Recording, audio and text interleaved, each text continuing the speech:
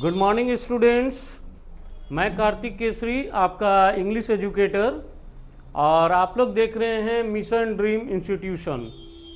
जैसा कि आप लोगों को पता है, हम लोगों का ऑनलाइन क्लासेस शुरू हो चुकी है और मिशन ड्रीम इंस्टीट्यूशन एक ऐसा ऑनलाइन प्लेटफॉर्म है जो अपने क्वालिटी एजुकेशन के लिए जाना जाता है। तो दोस्तों, आज हम लोग, जैसा कि आप लोग को पता है कि हम आपका इंग्लिश का फैकल्टी हैं और आज हम लोग इंग्लिश की सिलेबस की बातें करेंगे, जो कि इसके साथ ही साथ आप लोगों को क्लास भी दिया जाएगा, ऑनलाइन क्लासेस, जिससे आप लोग ये समझ सकते हैं कि क्वालिटी ऑफ एजुकेशन इस सेंटर की कैसी है। Now let's start syllabus for competitive English. जैसा कि आप लोग देख पा रहे हैं, सिलेबस फॉर कॉम्पिटिटिव इंग्लिश। क्या क्या सिलेबस है बच्चों? सबसे पहले इसको हम लोग अच्छे से जान लेते हैं। पार्ट्स ऑफ स्पीच, ये एक बहुत बड़ा रोल प्ले करता है इंग्लिश की सिलेबस में। कॉम्पिटिटिव एग्ज़ाम चाहे कोई भी एग्ज़ाम हो, parts of speech, there are the 8 types of the parts of speech. Basically you can see on the screen here: noun, pronoun, verb, adverb, preposition, conjunction और interjection। ठीक है बच्चों, इसके बाद हम लोग आगे बढ़ते हैं तो हम लोगों को इसके अंदर पढ़ना होगा आर्टिकल, जैसे an, the, use of an, the, voice, narration, direct और indirect speech, transformation of sentences. ये बहुत बड़ा रोल प्ले करता है बच्चों किसी भी कॉम्पिटिटिव एग्ज़ाम के लिए। ट्रांसफॉर्मेशन ऑफ सेंटेंसेस की कई पार्ट्स हैं जो कि हम लोग आगे डिस्कस करेंगे। जैसा है टाइप्स ऑफ सेंटेंसेस, आप लोग देख पा रहे हैं, क्लॉजेज हम लोग पढ़ेंगे। इसके बाद हम लोग जिरंड, पार्टिसिपल, इन्फिनिटिव, डिग्री और कंपैरिजन। ठीक है बच्चों। अब सेकेंड पार्ट जो है इंग्लिश का, इसके बाद हम लोग का स्टार्ट होगा, वो है वोकैबुलरी पार्ट्स। आइए वोकैबुलरी पार्ट्स में क्या क्या पढ़ना होगा, सबसे पहले उसको हम लोग डिस्कस कर लेते हैं। हम लोगों का है सिनोनिम्स, जो कि सेम मीनिंग पर आधारित क्वेश्चंस होंगे। इसके बाद antonyms, one word substitutions, idioms and phrases, cloze test और कंप्रीहेंशन टेस्ट। ठीक है बच्चों, तो ये हो गया हम लोगों का सिलेबस ऑफ इंग्लिश। आइए अब आज हम आप लोगों को पार्ट्स ऑफ स्पीच के बारे में हम लोग ट्रिकी वे में सीखते हैं, ताकि क्वेश्चंस को देखने के साथ हम लोग आसानी से हम लोग जो है इसको सॉल्व कर सकें। ठीक है बच्चों। आइए, तो हम लोगों का, जैसा कि आप लोग स्क्रीन पर देख रहे हैं, पार्ट्स ऑफ स्पीच, इसमें हम लोग पढ़ने वाले हैं mostly repeated concepts which are frequently asked in the examinations. वही रिपीटेड कॉन्सेप्ट जो कि सबसे ज़्यादा अभी तक एग्ज़ाम में पूछे जाने वाले हैं। एंड इंग्लिश एजुकेट, ठीक है, बाय कार्तिक सर, जैसा कि हमको स्क्रीन पर आप लोग देख पा रहे हैं, an English educator of mission dream institution. ठीक है बच्चों। Now let's start. आइए, आज की जो कॉन्सेप्ट है हम लोग इसको रैपिड कॉन्सेप्ट के माध्यम से पढ़ेंगे। और रैपिड कॉन्सेप्ट में, जैसा कि अभी पार्ट्स ऑफ स्पीच आप लोग स्क्रीन पर देख पा रहे हैं, noun, pronoun, adjective, adverb, verb, preposition, conjunction और इंटरजेक्शन। ये हुआ 8 पार्ट्स ऑफ स्पीच। और इन 8 पार्ट्स ऑफ स्पीच को हम लोग बहुत ही ट्रिकी वे में पढ़ाने वाले हैं बच्चों। और देखिए, तो इसको हम लोग रैपिड कॉन्सेप्ट, रैपिड का मतलब हुआ तेजी के साथ, तेजी के साथ यानी क्वेश्चन देखने के साथ फटाक से you will be able to answer any questions very frequently and within a few seconds. Okay, now we have to start concept number 1. Let plus objective case plus base form of verb. आइए जानते हैं ये है क्या। तो late, हम लोगों का लेट, ठीक है बच्चों। तो अब जो है, ठीक है बच्चों, लेट। तो लेट जो होता है ना, लेट इंग्लिश का एक ऐसा कॉन्सेप्ट है बच्चों, लेट। इसके बाद हमेशा ऑब्जेक्टिव केस आता है। क्या आता है बच्चों? Objective case. आइए ऑब्जेक्टिव केस के बारे में जान लेते हैं। देखिए, एक होता है हम लोगों का सब्जेक्टिव केस, इसको सब्जेक्ट भी बोल सकते हैं, और दूसरा होता है बच्चों ऑब्जेक्टिव केस। ठीक है, तो कॉन्सेप्ट क्लियर करते हैं। तो जब भी प्रश्न के अंदर हम लोगों को लेट नज़र आ जाए तो आइए जान लेते हैं। आई सब्जेक्ट हुआ, और आई की ऑब्जेक्ट क्या होती है बच्चों? तो मी होता है। आई की ऑब्जेक्ट क्या होता है? तो मी होता है। ठीक है, इसका मतलब लेट जब भी हम लोग क्वेश्चन के अंदर देखेंगे, एक चीज़ कंफर्म हो जाएगा कि लेट के बाद हमें सब्जेक्ट चाहिए या ऑब्जेक्ट। तो आप बोलेंगे सर लेट के बाद ऑब्जेक्टिव केस चाहिए, यानी लेट के बाद आई कभी भी नहीं हो सकता, जब होगा तो मी होगा। क्लियर है बच्चों? ओके।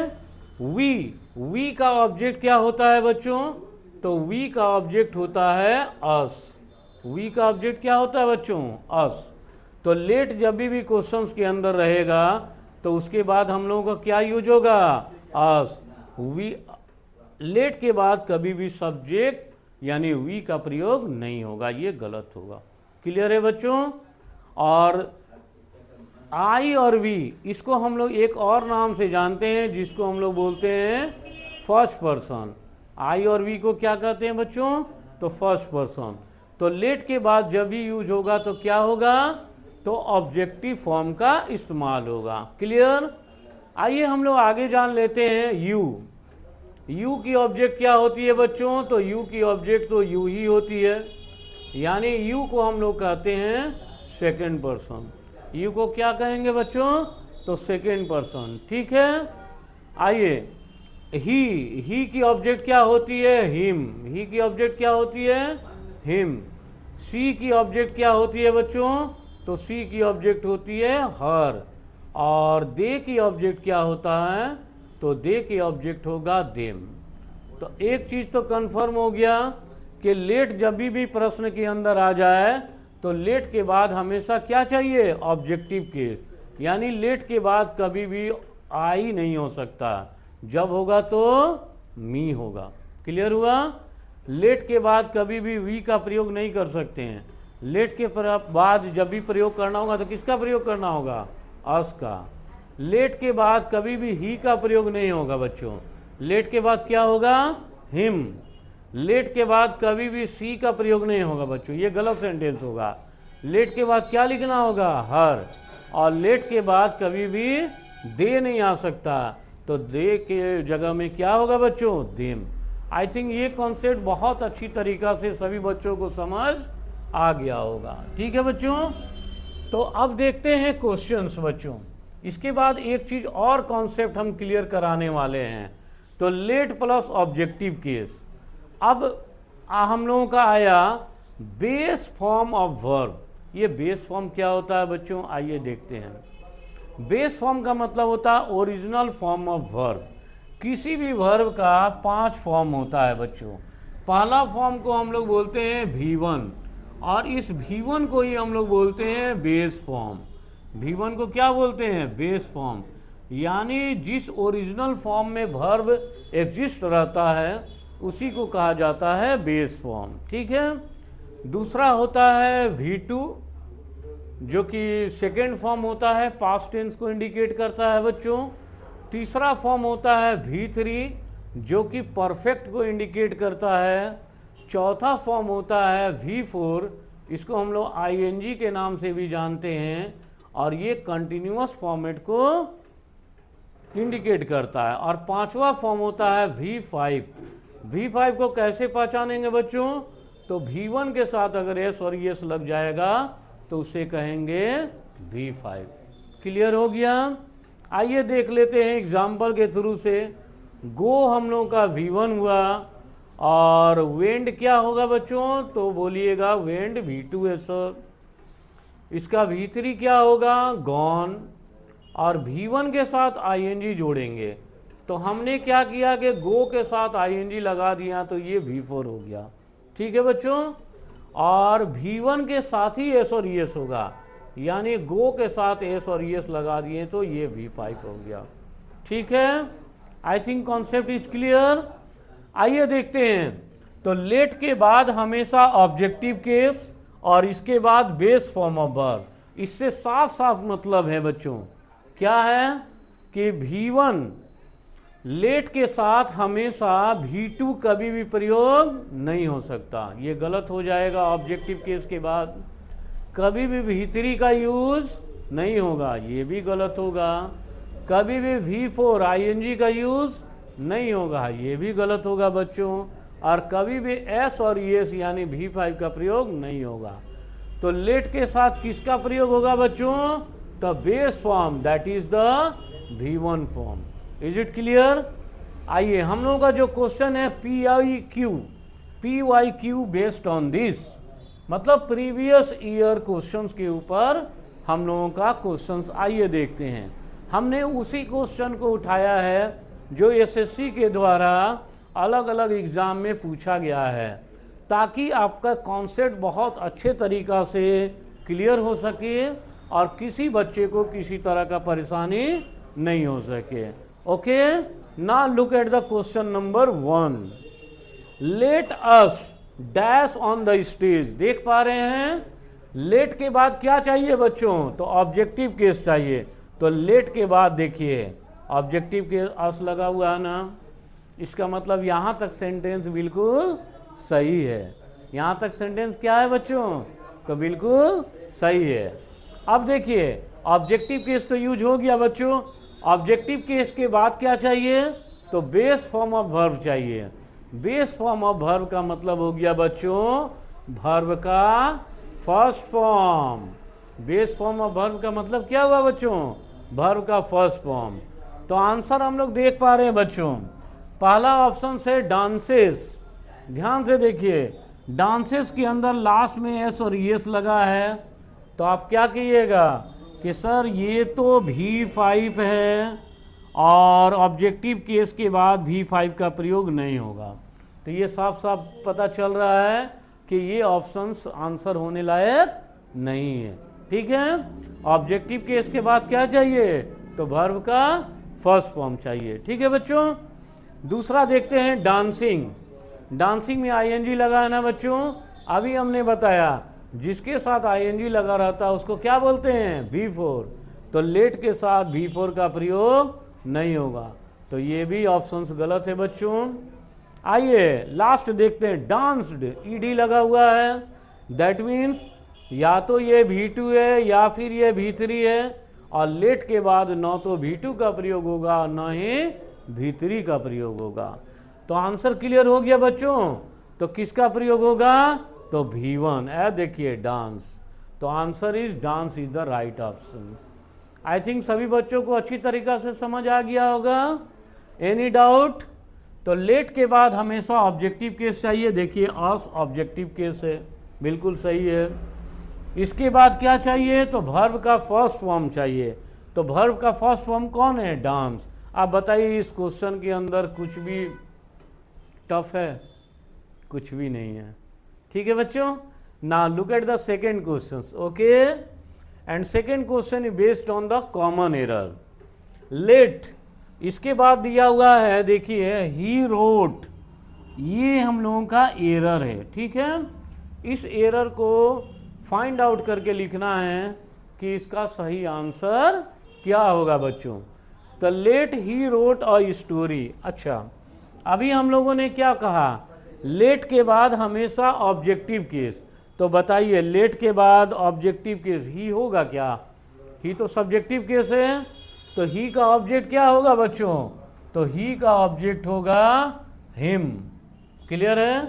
तो लेट के बाद क्या आना चाहिए था, हिम, तो पहला चीज तो हिम होगा। क्लियर हो गया।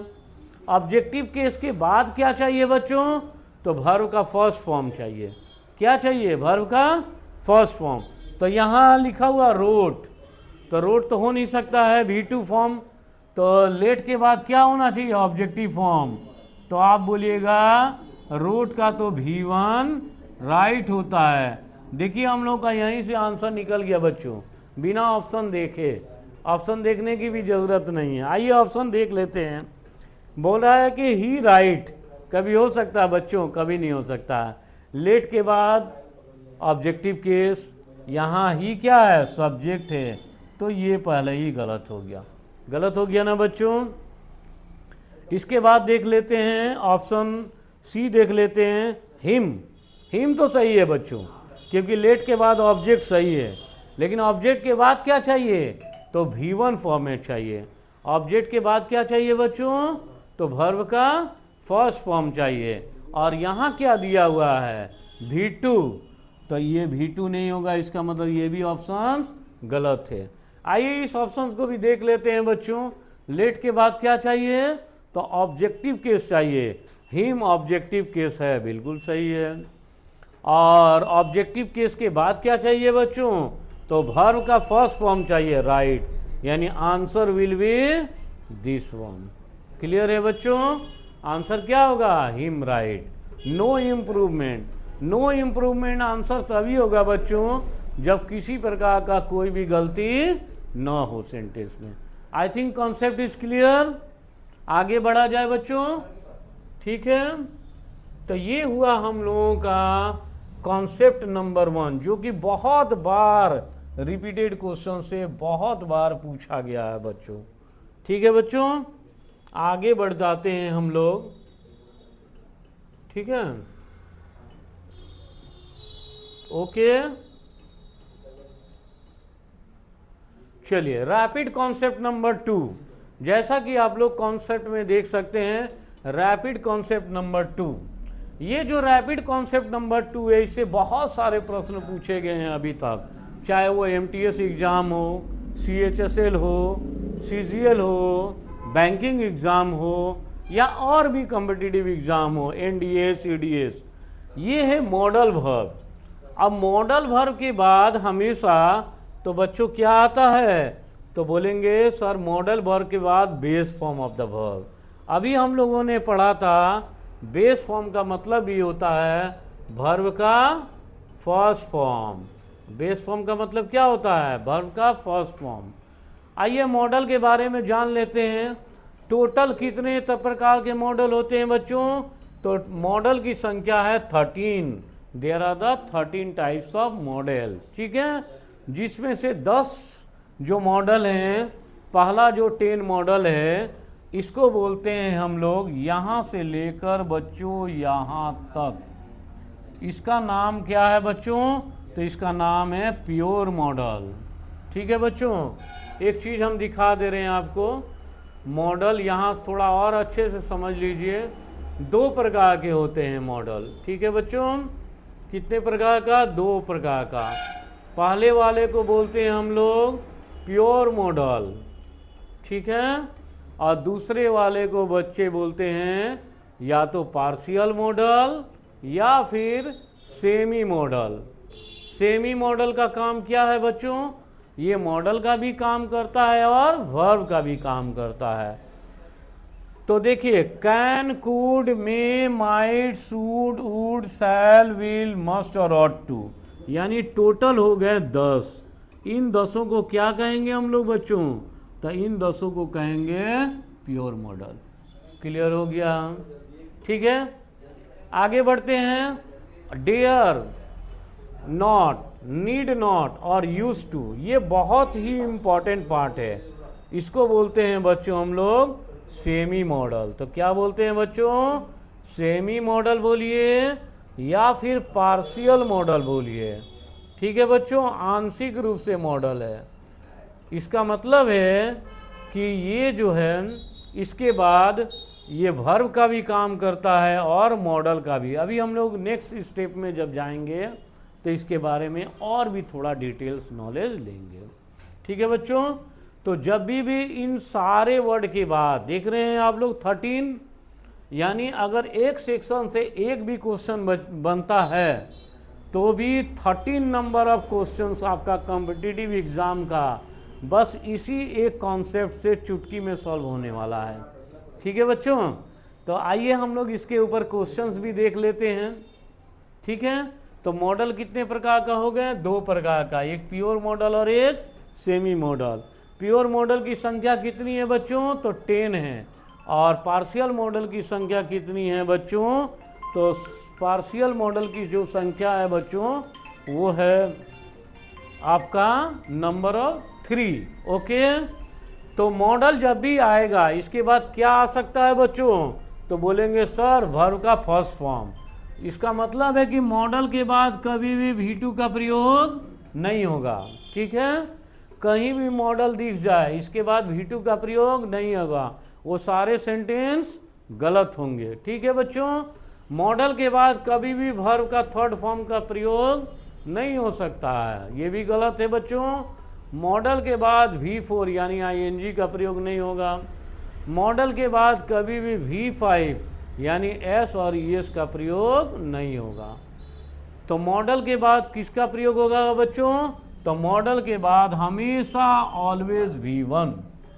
आई थिंक कॉन्सेप्ट क्लियर हो गया बच्चों। ठीक है, अब आइए देखते हैं इसके ऊपर क्वेश्चन जो कि इस कॉन्सेप्ट को और पुख्ता कर देगा और बहुत अच्छा से आपका कॉन्सेप्ट। तो इतना तो क्लियर हो गया बच्चों कि मॉडल के बाद हमेशा किसका प्रयोग?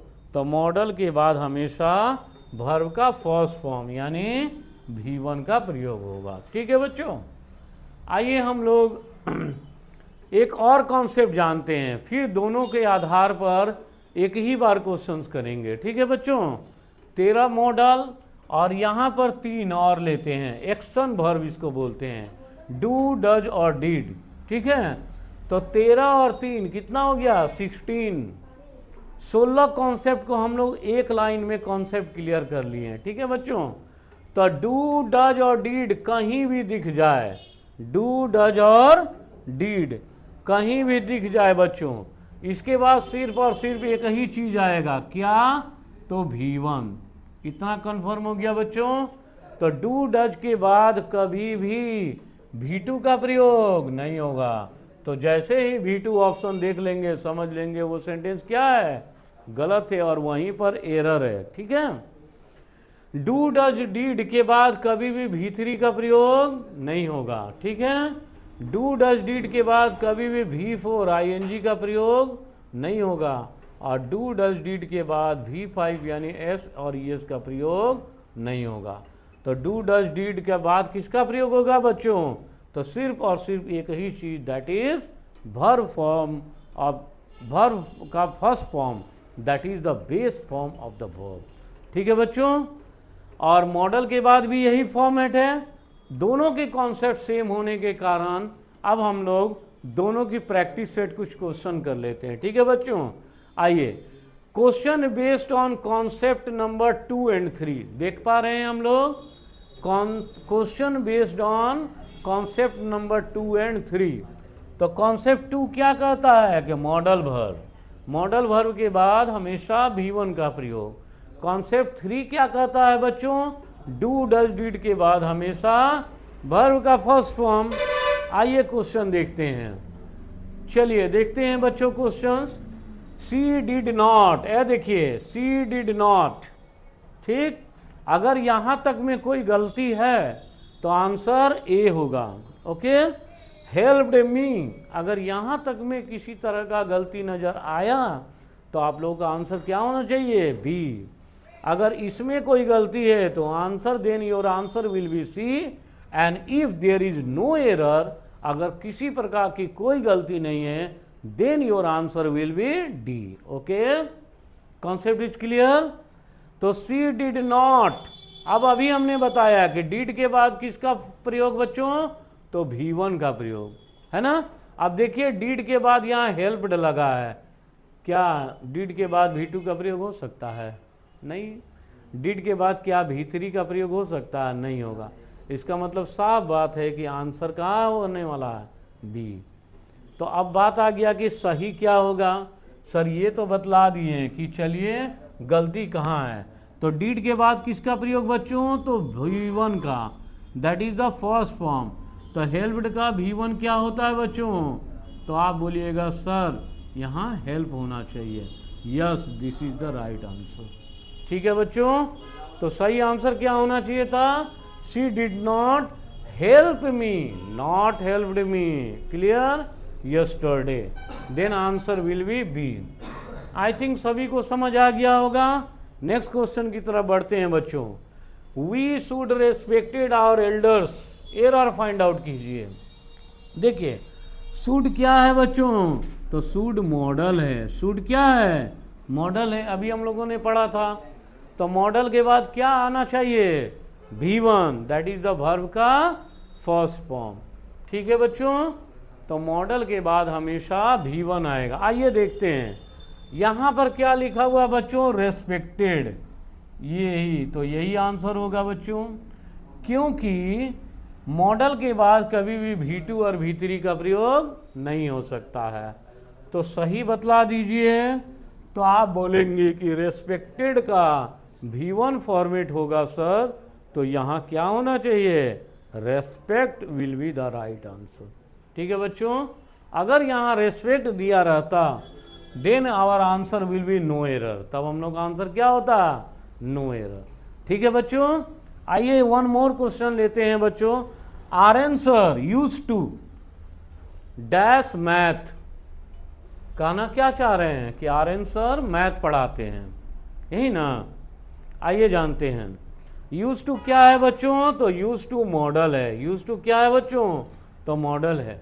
मॉडल के बाद क्या चाहिए बच्चों? तो V1 चाहिए। तो अब देखिए टीचर्स, टीचर्स में हम लोगों का एस और यस लगा है, दैट मीन्स द ये V5 है। इसका मतलब ये तो बिल्कुल गलत है।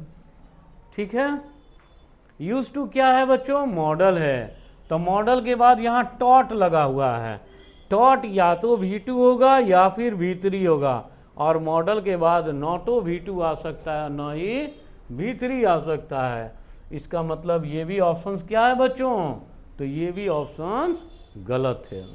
आइए अगली ऑप्शंस की तरफ बढ़ते हैं बच्चों। ऑप्शंस नंबर सी देखते हैं। टीचिंग, टीचिंग में क्या लगा हुआ है बच्चों? तो ING लगा हुआ है। तो जिसके साथ भी ING लगता है उसको क्या बोलते हैं? तो V4 बोलते हैं। तो क्या मॉडल के बाद V4 का यूज हो सकता है? नहीं।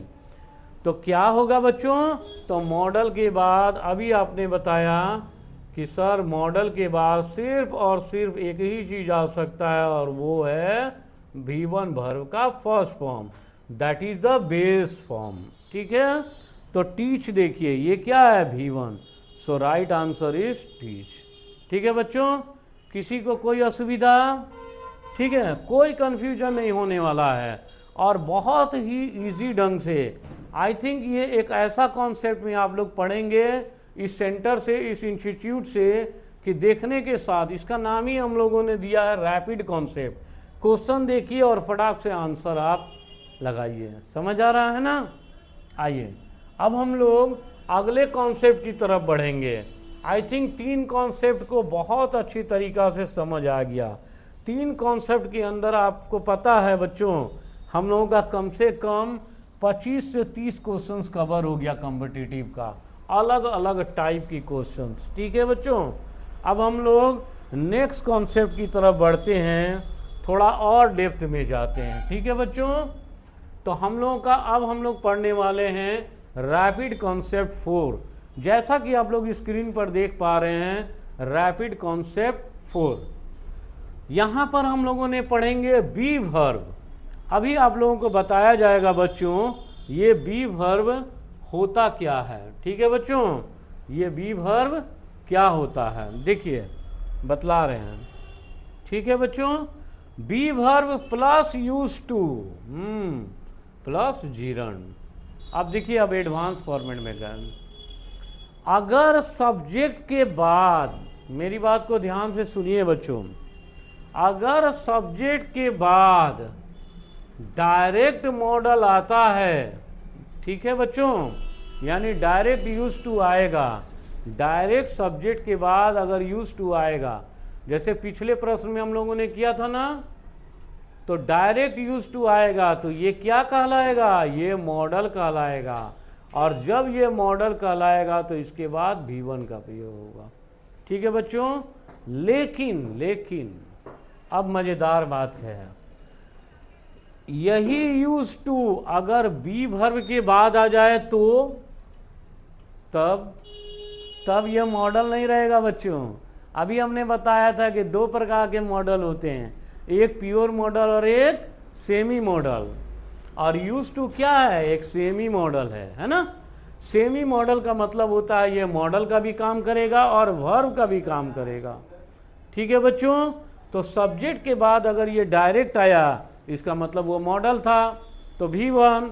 लेकिन अगर यही यूज टू अगर बी वर्ब के बाद आ जाए फिर ये मॉडल नहीं है बच्चों, ये क्या है, वर्ब का काम करेगा। और बी वर्ब के बाद हम लोग जानते हैं वर्ब का फर्स्ट फॉर्म नहीं बच्चों, जिरंड। देखिए ध्यान से, जिरंड का मतलब होता है V4, जिरंड का मतलब होता है ING, यानी V4 का प्रयोग होगा।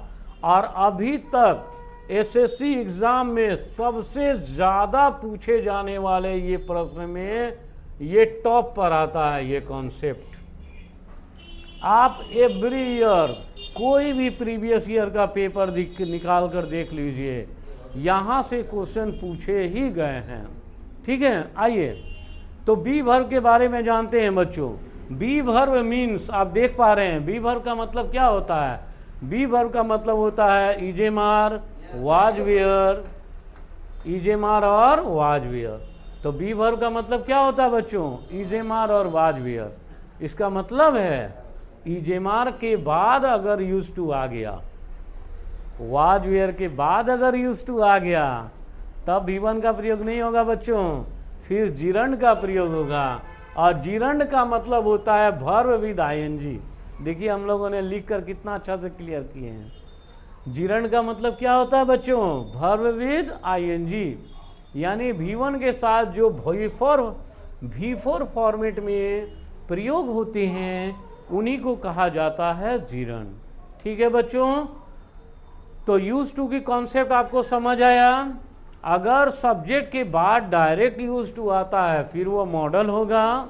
अगर यही यूज टू इजेमार वाज वेयर के बाद आता है तब इसके बाद जिरंड का प्रयोग होगा। ठीक है बच्चों, तो आइए अब इसके ऊपर क्वेश्चन देखेंगे, तब ये कॉन्सेप्ट बहुत अच्छी तरीका से करेक्ट होगा। ठीक है बच्चों, आइए हम लोग इसके ऊपर क्वेश्चन देखते हैं बच्चों। ठीक है, आइए अगले स्लाइड की तरफ बढ़ते हैं। ठीक है बच्चों, अच्छा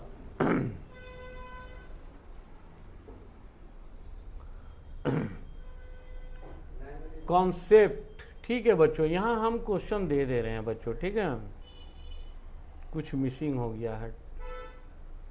ठीक है बच्चों, आइए देखते हैं। जैसे हमने लिखा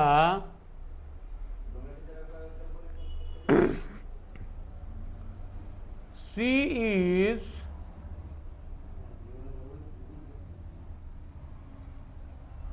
यूज टू, ठीक है, यहां कॉन्सेप्ट दे रहे हैं बच्चों, आंसर। ठीक है बच्चों, आपको ऑप्शन दे रहे हैं, देखिएगा ध्यान से। पहला ऑप्शन है मीट, दूसरा ऑप्शन है बच्चों मीट्स, तीसरा ऑप्शन है बच्चों मेट, और चौथा ऑप्शन है बच्चों मीटिंग। आप लोग बतला पाएंगे आंसर? देखिए यूज टू का प्रयोग हुआ कहाँ पर है, पहले ये देखते हैं बच्चों। तो यहाँ पर ईज के बाद आया है यूज टू का प्रयोग, ईज के बाद आया है ना बच्चों यूज टू का प्रयोग। इसका मतलब है कि बी वर्ब के बाद आया है। ठीक है बच्चों, तो जब ये बी वर्ब के बाद आया है बच्चों, इसका मतलब यहाँ किसका प्रयोग होना चाहिए, तो बोलेंगे सर V4 का, यानी जिरंड का। लेकिन यही यूज टू अगर यहाँ ईज नहीं होता तो आंसर क्या होता, V1 होता। ठीक है बच्चों, तो चूंकि इजेमार के बाद आया इसलिए मीट नहीं हो सकता है, मीट्स भी नहीं, मेड भी नहीं, then answer will be made. I think answer समझ आ गया बच्चों सभी को, कोई प्रॉब्लम बच्चों? ठीक है। She is use to meeting our answer, not she is use to meet our answer. Understood? I think concept जो है सभी बच्चों को बहुत अच्छे तरीका से क्लियर हो गया होगा। ठीक है बच्चों, अब हम लोग अगले कॉन्सेप्ट की तरफ बढ़ेंगे बच्चों, जिसका नाम है रैपिड कॉन्सेप्ट 5। ठीक है बच्चों, ये जो रैपिड कॉन्सेप्ट 5 है, रिसेंट एग्जाम में, अभी हाल फिल का जितने भी एग्जाम देखे हैं ना आप, प्रीवियस ईयर, खासकर ये लास्ट 5 इयर्स में, तो इस कॉन्सेप्ट के ऊपर बहुत सारे प्रश्न उठाए गए हैं आपका एग्जाम में, और इसका नाम है कैजुएटिव वर्ब। आइए हम लोग जान लेते हैं बच्चों कैजुएटिव वर्ब कहते किसको है। ठीक है, कैजुएटिव वर्ब का मतलब क्या होता है बच्चों?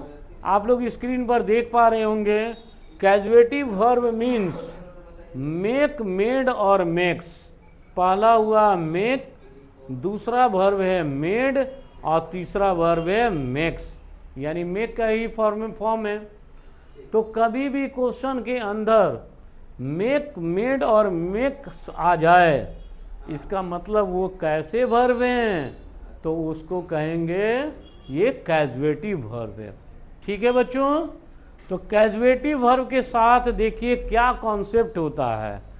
कैजुएटिव वर्ब प्लस ऑब्जेक्टिव केस, बहुत इंपॉर्टेंट पार्ट है बच्चों, ऑब्जेक्टिव केस। ठीक है, कैजुएटिव वर्ब के बाद हमेशा किसका प्रयोग होता है बच्चों? तो ऑब्जेक्टिव केस का प्रयोग होता है। इसका मतलब है मेक, मेड, ठीक है बच्चों, और मेक्स कहीं भी दिख जाए, इसको क्या कहेंगे हम लोग? तो बोलेंगे सर इसको कैजुएटिव वर्ब कहेंगे। ठीक है, तो कैजुएटिव वर्ब के बाद किसका प्रयोग होता है बच्चों? तो कैजुएटिव वर्ब के बाद हमेशा ऑब्जेक्टिव केस का प्रयोग होता है, यानी कैजुएटिव वर्ब के बाद ही कभी भी नहीं हो सकता है। तो सही क्या होगा बच्चों? तो हिम होगा। क्लियर हो गया? मेक, मेड और मेक्स के बाद कभी भी दे का प्रयोग नहीं हो सकता है बच्चों, क्योंकि दे सब्जेक्टिव केस है। किसका प्रयोग होगा? तो बोलेंगे सर देम का प्रयोग होगा। क्लियर है? कैजुएटिव वर्ब के बाद मेक, मेड और मेड के बाद कभी भी सी का प्रयोग नहीं होगा बच्चों, तो किसका प्रयोग होगा? हर का प्रयोग होगा। आई थिंक कैजुएटिव वर्ब सभी बच्चों को समझ आ गया होगा। अब आगे का स्टेप बढ़ते हैं बच्चों, थोड़ा सा एडवांस लेवल है, ध्यान से देखेंगे, लेकिन यहाँ से प्रश्न सबसे ज़्यादा पूछे गए हैं रिसेंट एग्जाम में। कैजुएटिव वर्ब के बाद एक मज़ेदार बात है, पहले का एग्जाम में क्या होता था जानते हैं? कैजुएटिव वर्ब के बाद ऑब्जेक्टिव केस, बस यहीं से प्रश्न पूछ लिया जाता था। लेकिन अभी क्या है ना, कंपटीशन का लेवल बहुत ज़्यादा हाई है बच्चों, है ना। एक चीज़ आप लोग अच्छी तरीक़ा से समझ पा रहे हैं, ठीक है, the level of competition is going high day by day. ठीक है, so the questions, the setting of the questions is also going to be tough day by day. ठीक है बच्चों, तो और थोड़ा एग्जामिनर ने क्या किया है, और थोड़ा डीप जाके क्वेश्चन पूछा है बच्चों से। कैजुएटिव वर्ब के बाद ऑब्जेक्टिव केस, यहाँ तक तो ठीक था। अब ऑब्जेक्टिव केस के बाद किसका प्रयोग करेंगे? देखिए, तो ऑब्जेक्टिव केस के बाद हमेशा बेस फॉर्म, बेस फॉर्म का मतलब V1। ठीक है बच्चों, ऑब्जेक्ट के बाद क्या चाहिए? तो बोलेंगे सर ऑब्जेक्ट के बाद हमेशा V1 का प्रयोग होगा। इसका मतलब है कैजुएटिव वर्ब के बाद ऑब्जेक्टिव केस, ऑब्जेक्ट के बाद क्या आएगा? तो V1, V2 कभी भी नहीं लग सकता, V3 कभी भी नहीं, V4 कभी भी नहीं। V4 का मतलब बच्चों ING होता है, और V5 कभी भी नहीं, V5 का मतलब S और ES होता है।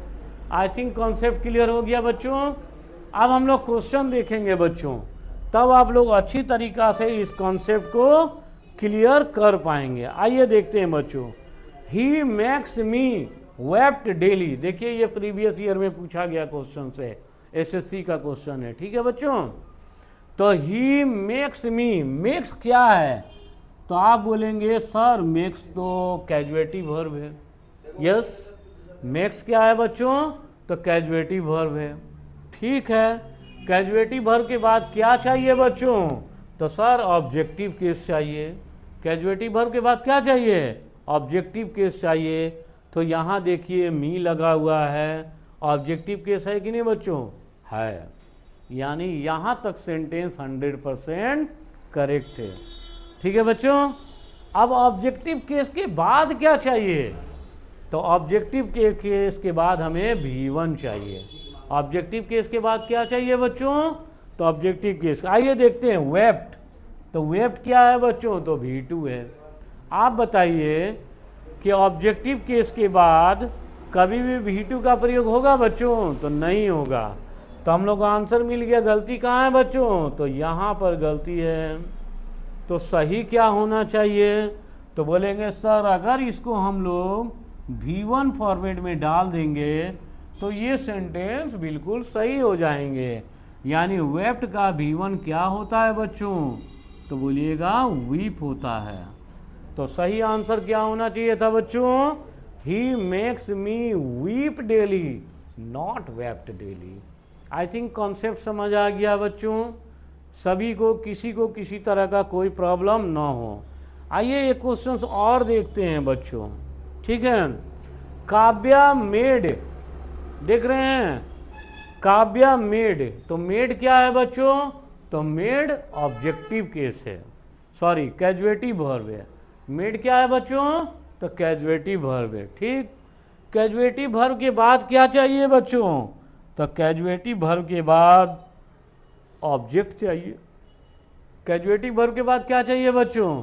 तो ऑब्जेक्ट चाहिए। देखिए यहाँ गलती हो गया है ना बच्चों। कैजुएटिव वर्ब के बाद क्या चाहिए बच्चों? तो कैजुएटिव वर्ब के बाद ऑब्जेक्ट चाहिए बच्चों। कैजुएटिव वर्ब के बाद क्या चाहिए? तो कैजुएटिव वर्ब के बाद ऑब्जेक्टिव केस चाहिए बच्चों। ठीक है, तो देखिए यहाँ ऑब्जेक्टिव केस। अब देखिए सी क्या ऑब्जेक्टिव केस है बच्चों? नहीं है, है ना। सी तो सब्जेक्ट है ना, तो सी क्या है? ऑब्जेक्टिव केस नहीं है।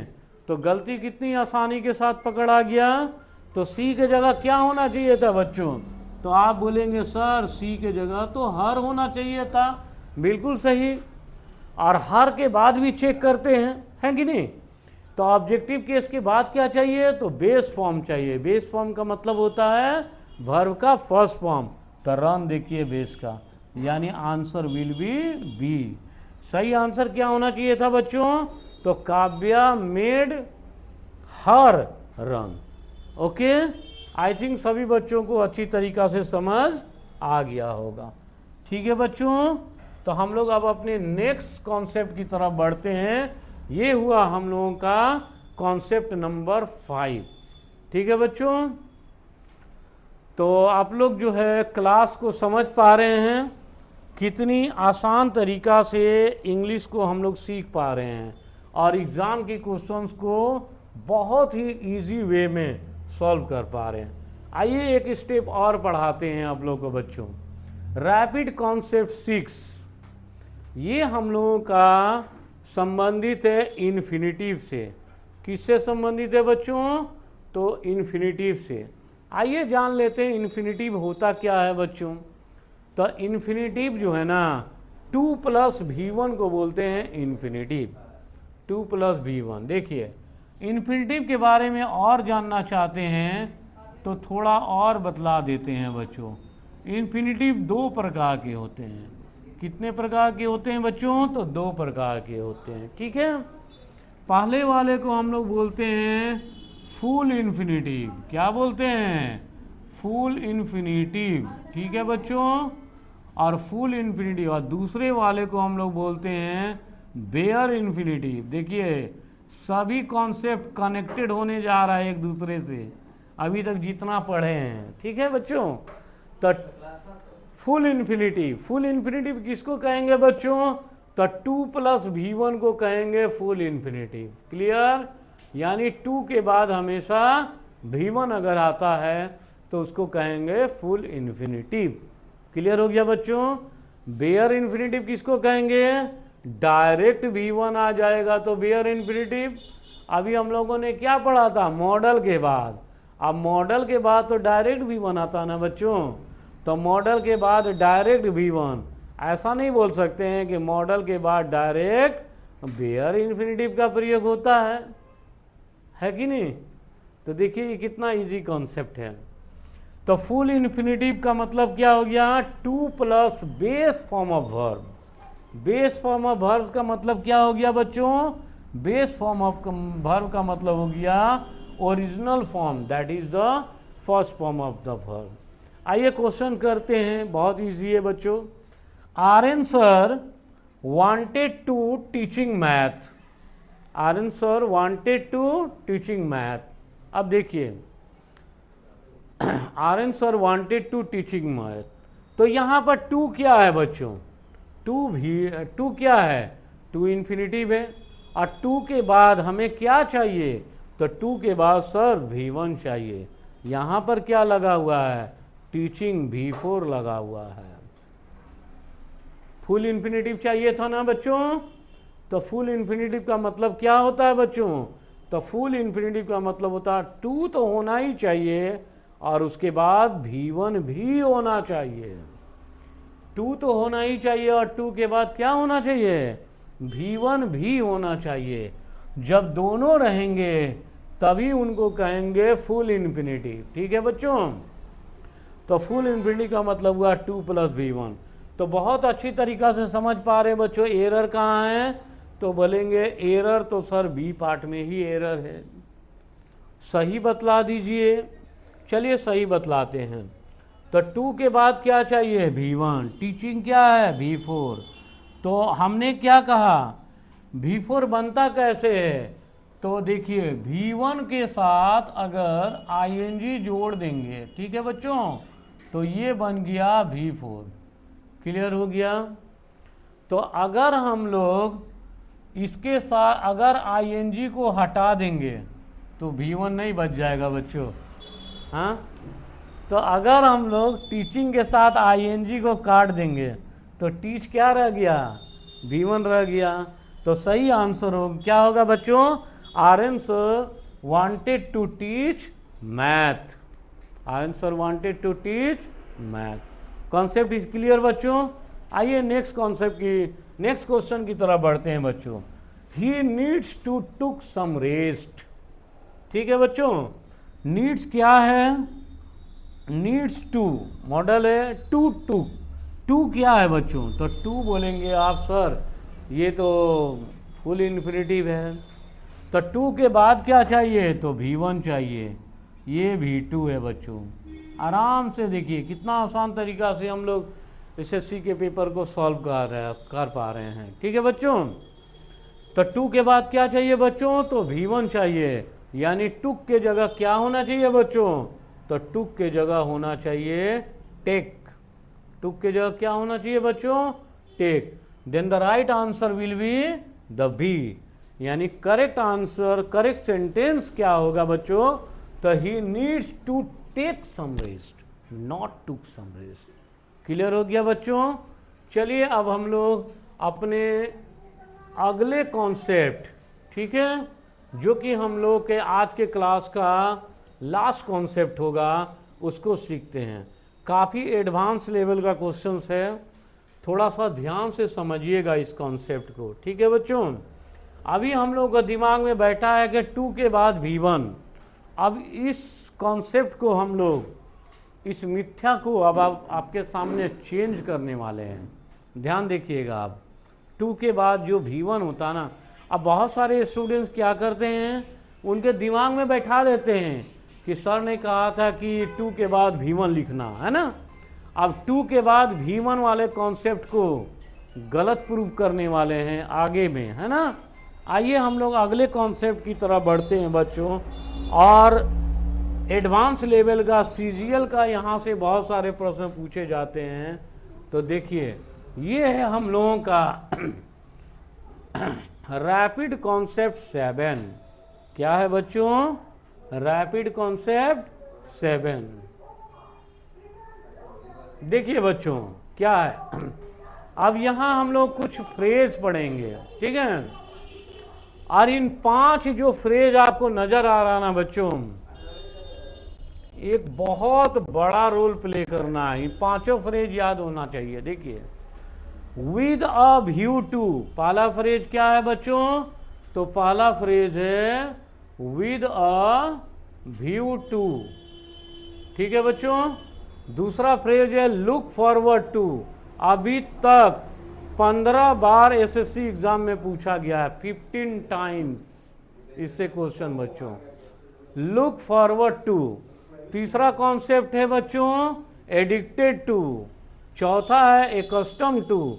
और पांचवा अभी थोड़ा देर पहले आप लोग पढ़े थे, बी भर के बाद अगर यूज टू आ जाएगा तो जीरण लगता है, पढ़े थे ना, है ना।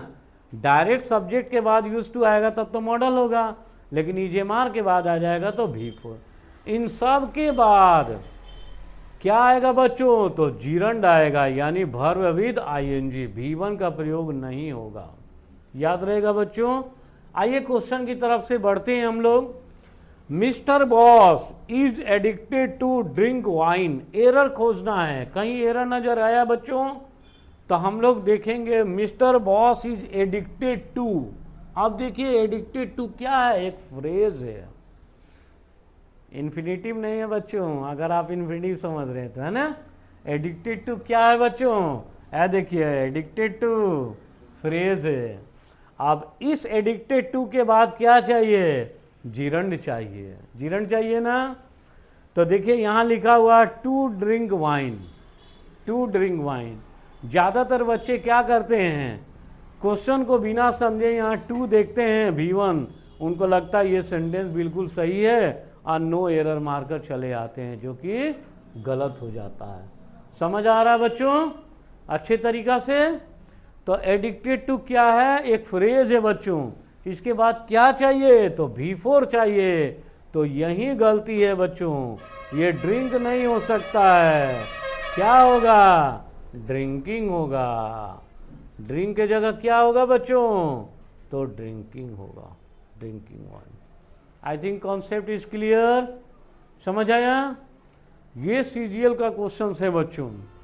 नेक्स्ट क्वेश्चन है I am looking forward to. अभी हमने कहा कि 15 टाइम्स पूछा गया है इससे क्वेश्चन।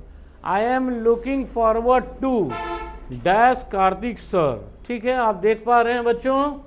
अब यहाँ आपके पास ऑप्शंस भी हैं बच्चों। तो पहला ऑप्शन से तो लुक फॉरवर्ड टू है क्या? तो बोलेंगे सर ये तो फ्रेज है। लुक फॉरवर्ड टू क्या है बच्चों? तो फ्रेज है।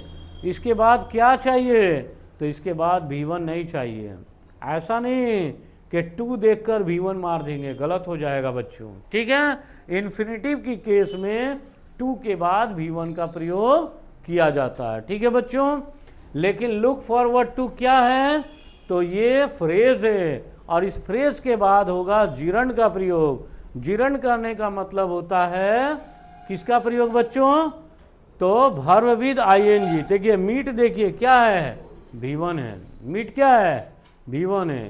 तो ये क्या होगा? गलत होगा। मीट क्या है? मीट V2 है, ठीक है बच्चों। और मीट्स क्या है? S और ES लगा है, दैट मीन्स द V5 है। और मीटिंग क्या है? ING लगा है बच्चों, तो ये क्या है? आपका V4 है। ये क्या है बच्चों? तो ये V4 है, ठीक है बच्चों। तो हमें क्या चाहिए? तो हमें जो है V4 का प्रयोग चाहिए। किसका प्रयोग बच्चों? तो ये V4, यानी right answer is meeting, not meet.